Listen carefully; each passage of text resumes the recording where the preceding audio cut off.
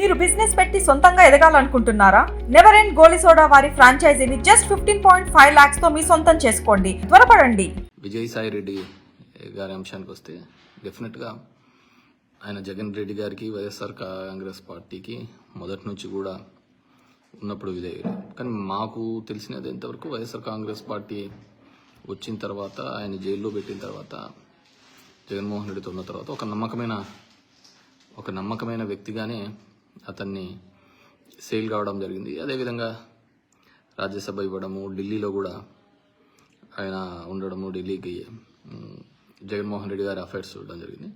కానీ గవర్నమెంట్ వచ్చిన తర్వాత వైజాగ్, ఉత్తరాంధ్రకు ఆయన ఇన్ఛార్జ్గా ఉండడం, సమ్ నెగిటివ్ పార్ట్స్ కూడా ఉన్నాయి. సో వాట్ ఎవర్ మేబీ ఆయన ఇప్పటివరకు ఏం మాట్లాడలేదు దాని గురించి. కానీ డిఫరెంట్గా మాట్లాడుతున్నారు. మొన్న వాళ్ళ అల్లుడు దాని మీద కాకినాడ సెజ్కి సంబంధించినది ఉన్నాయని, ఇంకా కొన్ని ఉన్నాయని. డెఫినెట్గా ఇప్పుడు ఉండేదన్నీ కూడా ఇవే కదా, ఒక ఈడీతోనే సిబిఐ, ఈడీ ఈ వ్యవస్థలే కదా ఎవరినైనా కానీ ఎనీ గవర్నమెంట్ని కూడా బెండ్ చేస్తున్నాయి ముఖ్యమంత్రులు. దాంట్లో విజయసాయి రెడ్డి పెద్ద అతీతుడు కాదని నేను అనుకుంటున్నాను. సో ఆయన లేదు అనుకున్నా కానీ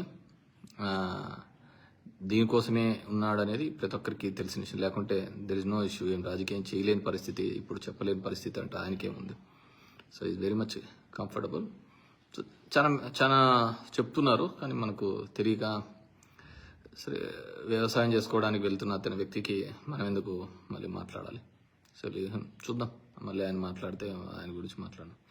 అండ్ కమింగ్ టు నేను యాక్చువల్గా ఈ వీడియో పెట్టడానికి 3 రోజులు 4 రోజుల ముందే మా బత్తలపల్లిలో నియోజకవర్గంలో ఉన్న ఒక వ్యక్తి పిల్లోడు మన నారాయణ కాలేజీలో సూసైడ్ చేసుకోవడం, చనిపోవడం జరిగింది. ఒక రైతు కుటుంబం సంబంధించి 3,40,000 ఫీజు ఆ పిల్లోడు 1,50,000 దాకా కట్టడం జరిగింది. ఇంకా కొద్దిగా కట్టవలసిన ఉన్న పరిస్థితి. కానీ కట్టలేని పరిస్థితులలో ఆయన మీద బలవంతమని. సో ఈ కార్పొరేట్ స్కూల్స్ మీద నేను మొదటి నుంచి వ్యతిరేకమే. ఈ కార్పొరేట్ స్కూల్ పనిచేస్తున్న పద్ధతి కానీ, అది ఏ విధంగా టార్చర్ పెడుతున్నాయి, ఏ విధంగా చేస్తున్నాయి అని చెప్పేసి, ముఖ్యంగా ఈ చైనా కాలేజీలు అంటే చైతన్య నారాయణ, భాష్యం, రవీంద్ర భారతి, నేను ధర్మవరంలో అవి క్లోజ్ చేయించడం జరిగింది. సో దాని మీద కూడా నాకు నిష్ఠూరాలే. బికాస్ మంచి ఫెసిలిటీస్ ఉండాలి. ఇప్పుడు ఆడుకోకుండా, ఇప్పుడు చదువుకోకుండా, ఫిజికల్గా స్ట్రెంత్ కాకుండా ఇంకెప్పుడు చేస్తా అంటారు. ఈ ఫీజులు, ఫీజ్ స్ట్రక్చర్ చూస్తే భయపడుతుంది.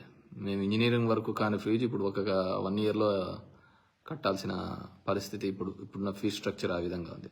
కానీ నాకు ఒక డౌట్ ఏంటంటే, మామూలుగా ఇప్పుడు ఎవరైనా కానీ బిల్ గేట్స్ దగ్గరికి పోతే, నువ్వు ఇక్కడ కంప్యూటర్స్ సాఫ్ట్వేర్ కానీ, మైక్రోసాఫ్ట్ కానీ ఇక్కడ డెవలప్ చేయాలి ఆంధ్రాలో అంటారు.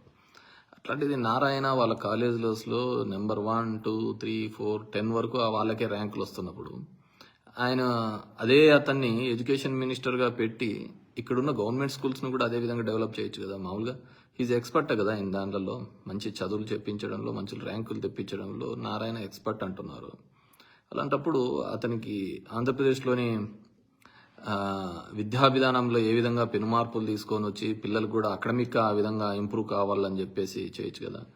ఎందుకంటే చేస్తే గవర్నమెంట్ స్కూల్లో పిల్లలు బాగుపడితే ప్రైవేట్ స్కూల్లోకి ఎవడిపోతాడు, పోడు కదా. మా జగన్ రెడ్డికి అప్పుడు తిక్కబట్టి ఇవన్నీ కూడా గవర్నమెంట్ స్కూల్లో అన్ని ప్రైవేట్ దాంట్లో కాంపిటీషన్ అన్ని పెట్టి చేసి ఆ ప్రైవేట్ స్కూల్లో వాళ్ళందరూ మాకు నష్టం వచ్చిందని వాళ్ళు ఏడ్చి మా మీద ఇన్ని తెచ్చుకొని రావడం జరిగింది. వాట్ ఎవర్ మేబీ, అందరికీ కూడా once again happy republic day. What ever maybe, Sai Reddy అంశం కావచ్చు, ఇంకో అంశం కావచ్చు, వైఎస్ఆర్ పార్టీకి వచ్చే పెద్ద నష్టం ఏం లేదు. ఎందుకంటే నేను మొదటి నుంచి చెప్తూనే ఉన్నా, వాళ్ళ ఇంట్లో వాళ్ళే ఇతను వ్యతిరేకించినారు. వాళ్ళ ముందు చూస్తే వీళ్ళు పోయేవాళ్ళు కావచ్చు, ఉండేవాళ్ళు కావచ్చు, ఇట్స్ నాట్ బిగ్ డీల్ అని నేను అనుకుంటున్నా. ఇంట్లో సొంత చెల్లినే ఇతని నాశనాన్ని నిరంతరం కోరుకుంటా ఉంది.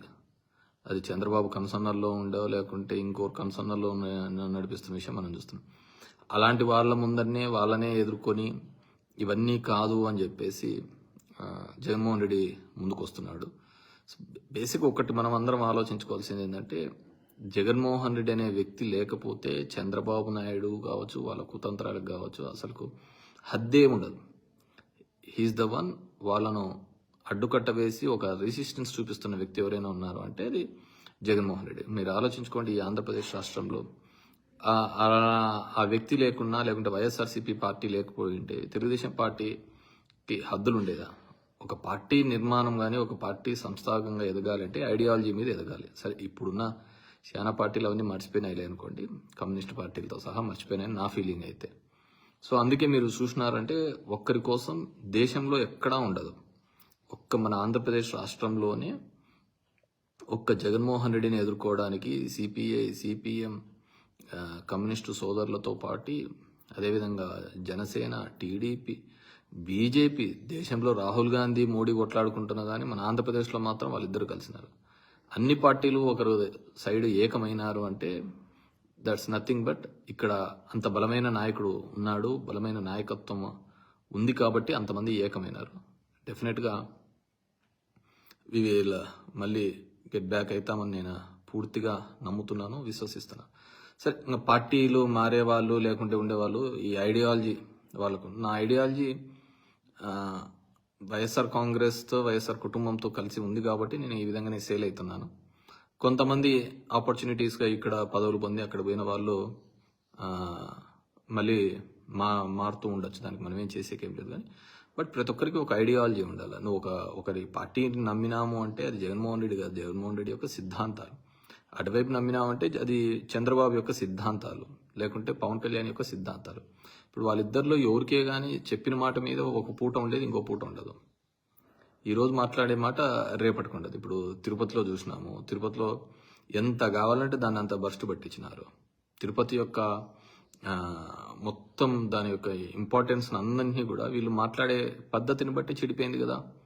వాడు లడ్డులో కొవ్వు ఉందంటారు, అనిమల్ కొవ్వు ఉందంటారు, అది ఉంటారు, ఇది ఉంది అంటారు. సో డెఫినెట్గా ఒక మంచి చర్యలు తీసుకోవాలని చెప్పేసి నిన్న కూడా ఎవరో చెప్పారు సిబిఎన్ దావోస్ మీద అని. పాపం దావోస్ మీద మనం అన్న ప్రతిసారి పెట్టుబడుల కోసం అంటుంటాం. నేను చంద్రబాబు నాయుడు ఎంత నీట్గా చెప్పేశాడు, దావోస్ పోతే పెట్టుబడులు ఏడైనా వస్తాయా? ఇట్స్ ఒక ప్లాట్ఫామ్, అందరినీ కలవడానికి ఒక ప్లాట్ఫామ్ అని చెప్పేసి చెప్పినారు. దానికోసం పాపం ఎన్టీవీ, ఎన్డీటీవీ, ఒక 2-3 మీడియా సంస్థలకు ఈవెంట్ మేనేజ్మెంట్ కూడా డబ్బులు ఇవ్వడం జరిగింది అనమాట. సో ఆ విధంగా ఉంటుంది. మన రాష్ట్రంలో కావచ్చు, మన దేశంలో జరుగుతున్నది ఏంటంటే రాజకీయమో ప్రజాస్వామ్యమో కాదు, ఈవెంట్ మేనేజ్మెంట్ జరుగుతుంది.